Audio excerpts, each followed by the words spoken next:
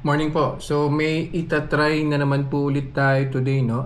Since I already have the dates at saka itong Skippy peanut butter, yung no sugar, no salt added. Try ko po siya. Nakita ko po yan sa isa sa mga vloggers. Di ko na lang po babanggitin kung sino. So meron pong significant improvement in terms of blood sugar spike, no? Nung nilagyan po niya ng peanut butter yung dates. Ang explanation po niya doon is because of the fats and protein content ni peanut butter, somehow na prevent po niya yung mataas na blood sugar spike ni dates. So try po natin siya ngayon. Gamitin ko na rin po itong as baseline. 116 po na blood sugar reading from a previous food review, no? That was like 5 minutes ago. So hindi naman po siguro mababago yan. So I'd go ahead and eat the dates with peanut butter, tapos babalik po ako after an hour to get the spike kung meron nga po.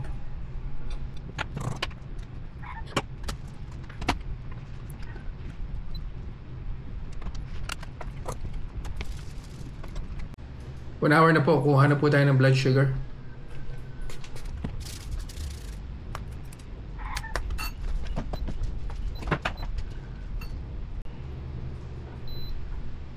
Ooh, interesting.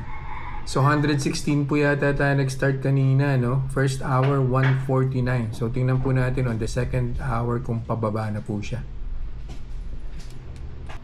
Second hour na po, kuha na po tayo ng blood sugar. Final blood sugar reading.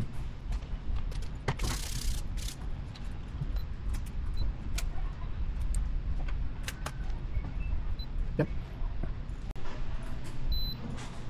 Yun, bilis 119 po, no? From 149. Interesting. So, I think nag-start po tayo ng 116, if I remember that correctly, and then umakyat ng 149. Now it's down to 119.